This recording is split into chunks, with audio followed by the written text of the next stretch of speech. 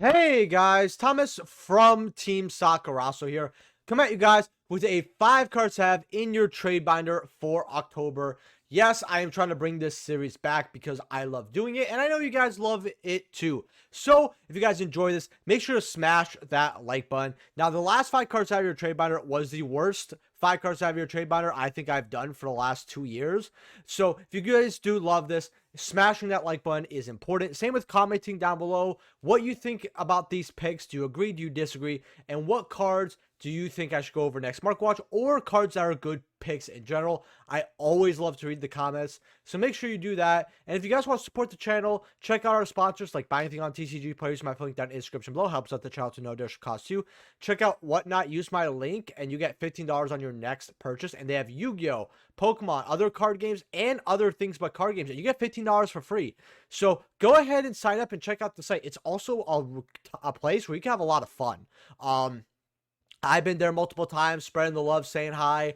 Really good Yu-Gi-Oh community there. I don't know about any of the other ones, but the Yu-Gi-Oh community has been great there. So go check them out. Check out Tabio cards as well.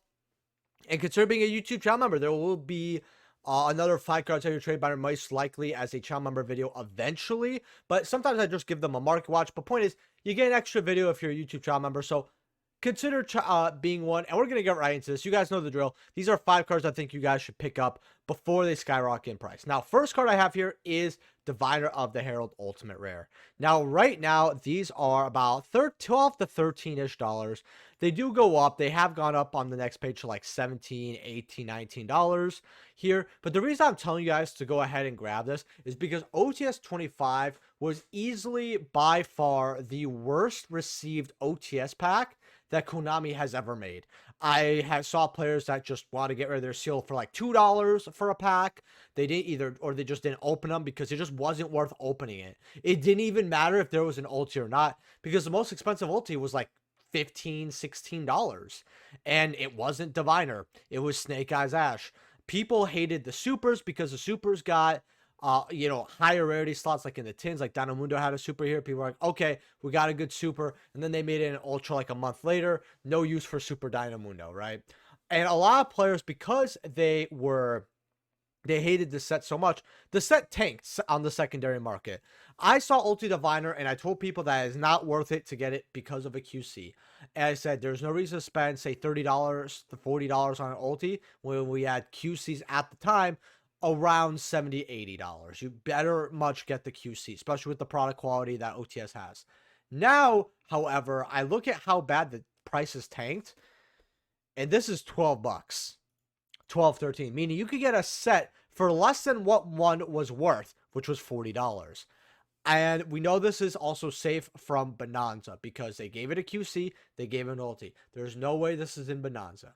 Meaning that if you want a higher rarity of Diviner, this is what you're going to look at. Now, this card was better when we had Baron in the game. A lot of people don't understand how easy Diviner was to combo into a Baron.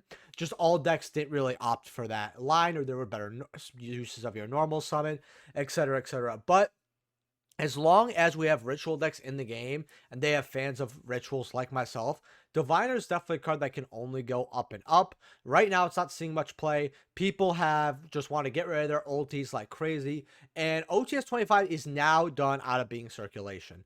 Meaning that usually whatever lowest we were going to see the prices of these cards, we've most likely already seen it unless there's some type of hit on the ban list coming our way. So Ulti Diviner is a card to go in on. However, do not spend something like 18, 20 on it. I think 12 to 13 is fine. This is why you also have some more light plays here. Like you have a near mint there, right?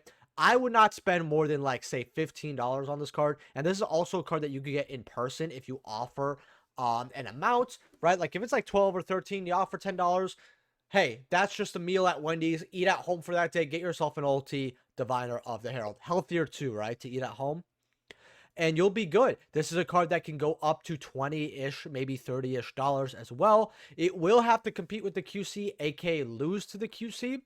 But with the price difference of, hey, I would rather get a Sev Ulti Diviner for about half of what a QC is, if not the QC is a little bit more, actually, people are probably going to opt to get this one. A nice, plus some people prefer Ulti, even if it's OTS Ulti. over QC. I definitely think that if Diviner of the Herald comes back into the format, people will definitely grab these copies, and the gap between this and the QC will not be as large as it is now, although I do understand why it's also as large. These are also more accessible. Now, very quickly before we go on, we got some cards revealed in Bonanza, so I want to go over them because every video I'm going to be doing this because they're revealing one every day or two, and there's no real reason to make it its own video, but some people don't know. So for Bonanza, we've got Gores, which is good. I think it's fine. I mean, this card was very accessible, so I don't really like it, but it's kind of one of those legacy cards where I understand. Darken's very good, actually, because Darken's cheapest copy was like maybe 10 bucks. Something along those lines. This card got bought out before as well. Very good card reprint because it becomes more accessible, and it's a cool to have a prize card as a QC. You know what? I'm cool with that. Very, very good pick. These other three is kind of where I don't really like it. Goblin Attack Force, I really cannot tell you why it's there. Rainbow Bridge, cannot tell you why it's there. I guess it's nostalgia pandering. Oh, look, Crystal Beast, blah, blah. I don't really like it, though. Or Dandelion, which I get Dandelion is a good card to have in here, but it doesn't really help with the meta relevant stuff. I don't think that these reveals were as bad as a lot of the other ones, but they're servable nevertheless. Now, Bahamut Shark actually ties into this. Why am I telling you to get Bahamut Shark? Is it because it's the Year of Water? Is it because this card has gone up like crazy for its holographic prints before? Yes, but the biggest reason is that in Bonanza, we are most likely getting Totally Awesome QCR. We're most likely getting other targets for Bahamut QCR, as well as more water stuff. And people are going to want their QC Bahamuts to play with that. This is also a card that is relevant even right now with Sprite, Ice Barrier, and all that. So this is a card that you're going to want to go ahead and grab, and because of that. Now, there was 15 here, so while this is a very accessible card for the time, giving it about a year or a little bit of time, or a meta deck uses this, yeah, we're not going to see this as all. This card was $1, but it was getting bought out so much that it went to 2s. We've covered this on Market Watcher before. I told people to grab this card a lot. And as you see here, the sales history is crazy. You know, 10 copies, 6, right? And this is all on like the 21st, aka 22nd. Now we're on the 20th here finally. People are eating this card up. And with how accessible it is, to see this card go up from $1 to $2 is pretty crazy gross, seeing how accessible it is. This is definitely a card that could be a solid $5 to $7 in the future, and then slowly go up, especially if Bonanza treats us right and gives us stuff like Totally Awesome to match it. People are really going to want to go grab it. So I would grab your Bahamut Sharks while you can. Definitely the QC that you should be looking at that a lot of people aren't. The third card I have here is DD Crow Quarter Century. Now, right now, these are $17. But if you go to like the year graph, I mean, yeah, they were 60 here, but this card was always $30 to $40. Why is it so low now? Well, easy. It's the same thing with a lot of other hand traps. Like, look at Phantasme, look at Ghost Spell, right? Where if they're not being played, a lot of people will be like, oh, wow, this Stable hasn't been played in 6 months. I don't really need it. I don't want it. People buy it less or not at all. And those copies tank, especially with how many prints there are. Now, DD Crow, this is like the second highest rarity compared to the ulti. And a lot of players were like, hey, Crow's not that good this format.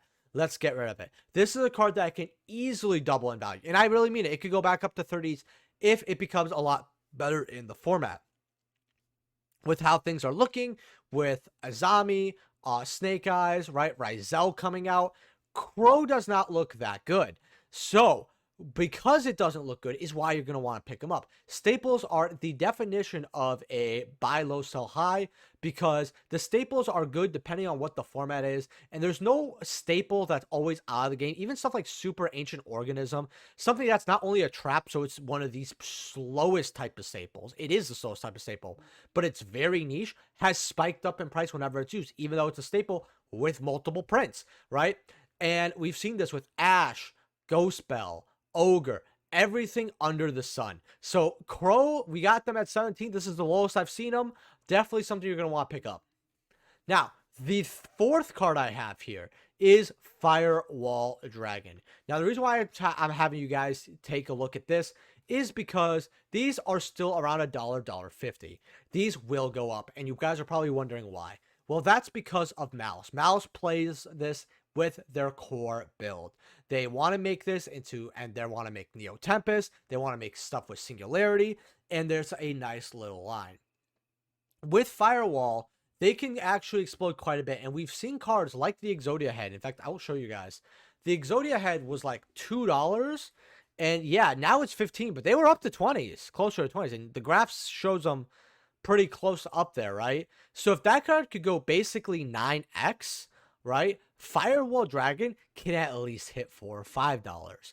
Not only that, but for Vrains, this is the cover card. People love this. Oh, it's the dragon, blah, blah, blah. People want this over original print. They want this over a lot. I've talked about the ultis in my 5 cards have your trade binder at $7, by the way.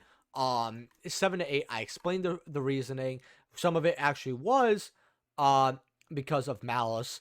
But now they're like 15 going up to 20, right? And if you got them at 7, good, congrats. You basically tripled your money on $7.